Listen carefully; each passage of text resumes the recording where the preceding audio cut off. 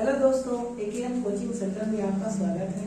कक्षा 10वीं की अंग्रेजी में हम लोग पढ़ रहे थे ट्रांसलेशन पिछले 2 हफ्तों से चल रहा था और समाप्त हो चुका है और आज इसकी समीक्षा है।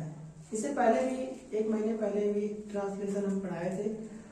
इसके कुछ टॉपिक्स बचे हुए थे। आज हमने पूर्ण रूप से ट्रांसलेशन का जो टेंस है वो समाप्त कर दिया है। टेंस के नियम, उसके कार्ड्स, उसके हेल्पिंग वर्ब्स यहाँ पे लिखे गए हैं। आइए जानते हैं कि क्या होता है टेंस के अबाउट में समथिंग जानते हैं। ठीक है। टेंस क्या होता है? जब किसी सेंटेंस में वर्ब के द्वारा टाइम का यानी समय का हमको पता होता है, ज्ञान होता है, तो भैया वो हो जाता है टेंस। क्या हो जाता है? टेंस जो होता है अंग्रेजी ग्रामर में वो 3 प्रकार का होता है। कितने प्रकार का होता है? 3 प्रकार का होता है। नंबर 1 होता है प्रेजेंट टेंस, नंबर 2 होता है पास्ट टेंस, नंबर 3 होता है फ्यूचर टेंस। प्रेजेंट टेंस का मतलब क्या होता है? प्रेजेंट टेंस वही टेंस जिसके अंत में यानी इसकी पहचान जान लीजिए इसकी पहचान क्या है? पहचान है हिंदी वाक्यों के अंत में। हिंदी वाक्यों के अंत में है, हूँ, हो, है, हूँ, हो। 3 शब्द ये आएंगे। ये प्रेजेंट की पहचान है। कोई भी अगर हिंदी वाक्य है तो उसके अंत में है, हूँ, हो आएगा। पास्ट टेंस की पहचान क्या है? था, थी, थे। पास्ट टेंस की पहचान क्या है? था, थी, थे। ये हिंदी वाक्यों के अंत में था, थी, थे है। यदि हिंदी वाक्यों के अंत में गा दिए आते हैं तो क्या जाएंगे? Future tense. क्या जाएंगे? Future tense. जो प्रेजेंट टेंस है इसके 4 फॉर्म है। कितने फॉर्म है? 4। पहला भैया प्रेजेंट इंडेफिनिट टेंस, इसका हेल्पिंग वर्ब है डू ऑब्लिक डज। इसमें फर्स्ट फॉर्म का इस्तेमाल किया जाता है और इसका जो पहचान होता है ता, ती, ते और उसके साथ में ये जोड़ो ता है, ती है, ते है, ता हूं, ती हूं, ते हूं। समझे ना? आदि शब्द आते हैं। फिर प्रेजेंट कंटीन्यूअस टेंस, इसका पहचान क्या है? हिंदी वाक्यों के अंत में रहा है, रही है, रहा हूं, रही हूं आदि शब्द आते हैं और वर्ब के द्वारा कार्य उसमें वर्तमान में जारी रहता है। इसका हेल्पिंग वर्ब है इज, एम, आर। इसमें वर्ब का फर्स्ट फॉर्म होता है और आईएनजी होता है। Next present perfect tense. Present perfect tense क्या होता है? हिंदी वाक्यों के अंत में चुका है, चुकी है, चुके हैं आदि शब्द आते हैं और वर्ब के द्वारा कार्य वर्तमान समय में ही समाप्त हो चुका होता है।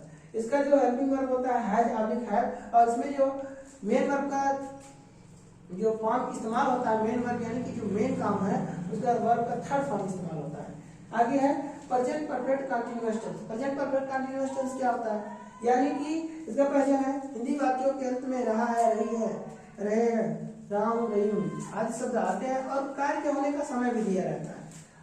तो इसका जो हेल्पिंग वर्ब है has been, oblique has been है और इसमें भी वर्ब का फर्स्ट फॉर्म और प्लस आईएनजी और प्लस टाइम और निश्चित समय के लिए सिंस और अनिश्चित समय के लिए फॉर लगाया जाता है। ठीक। अब आता है भैया पास्ट टेंस। क्या होता है? Past tense. पास्ट टेंस क्या होता है?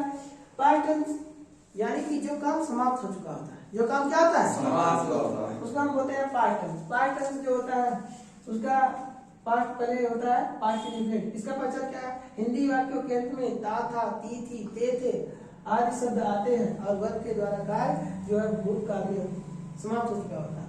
तो इसका जो हेल्पिंग वर्ब होता है अफर्मेटिव के लिए कोई हेल्पिंग वर्ब नहीं लगता, उसके लिए केवल 2nd फॉर्म का इस्तेमाल होता है। उसके बाद अन्य चीजों के लिए जैसे कि नेगेटिव सेंटेंस, इंटरोगेटिव सेंटेंस, इनके लिए हेल्पिंग वर्ब जो होता है डेड का इस्तेमाल होता है और इनके साथ वर्ब का फर्स्ट फॉर्म का इस्तेमाल होता है। आगे next past continuous tense. Past continuous का पहचान क्या है? हिंदी वाक्यों के अंत में रहा था, रही थी, रहे थे आदि शब्द आते हैं और वर्ब के द्वारा कार्य जो है भूतकाल में यानी पास्ट टेंस में जारी हो रहा होता है। समझे ना? और वही में समाप्त हो चुका होता है। आगे इसका जो हेल्पिंग वर्ब है वाज, ऑब्लिक वेयर। फिर नेक्स्ट है past perfect tense. Past perfect tense क्या होता है?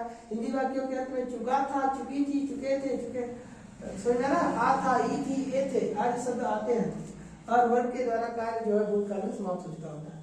इसका जो हेल्पिंग वर्ब है हैड है। इसमें वर्ब का 3rd फॉर्म का इस्तेमाल किया जाता है। Next past perfect continuous tense. Past perfect continuous tense का जो भी पहचान है हिंदी वाक्यों के अंत में रहे थे, रहा था, रही थी, रहा, समझे ना? इतना शब्द आते हैं और उनके साथ कार्य के होने का समय भी दिया रहता है, वो भी पास्ट टेंस में। इनका जो हेल्पिंग वर्ब है हैड बीन है, ठीक। इनमें भी जो है वर्ब का first form plus ING plus time, निश्चित समय के लिए सिंस और अनिश्चित समय के लिए फॉर। अगला है फ्यूचर टेंस। फ्यूचर टेंस क्या होता है? हिंदी वाक्यों के अंत में गा, गी, गे आदि शब्द आते हैं जो काम भविष्य में किया जाता है, समझ में ना? जिस काम को क्या काम कब करते हैं? भविष्य में। तो ये फ्यूचर टेंस कहलाता है। हिंदी वाक्यों के अंत में गा, गी, गे इतना आएगा। आगे फ्यूचर इंडेफिनिट टेंस, इनके भी 4 रूप होते हैं, ठीक है।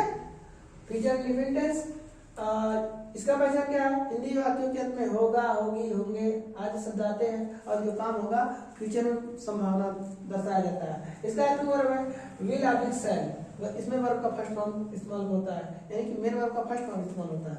फिर अगर है future continuous tense. Future continuous tense की पहचान क्या है? हिंदी वाक्यों के अंत में रहा होगा, रही होगी, रहे होंगे आदि शब्द आते हैं और फ्यूचर में ही कार्य जो है संभावना दर्शाई जाती है और जारी भी उसी में रहता है। तो क्या कहते हैं? इसका हेल्पिंग वर्ब है will be oblique shall be और वर्ब का फर्स्ट फॉर्म प्लस आईएनजी, ठीक।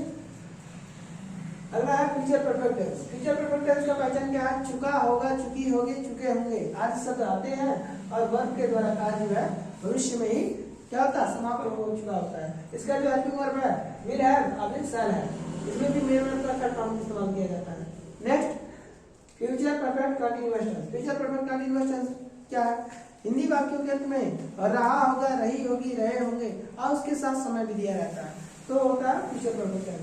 इसका जो हेल्पिंग वर्ब होता है will have been oblique shall have been और मेन वर्ब का जो है इसमें फर्स्ट फॉर्म इस्तेमाल होता है प्लस आईएनजी और कार्य के होने का समय दिया रहता है, ठीक है।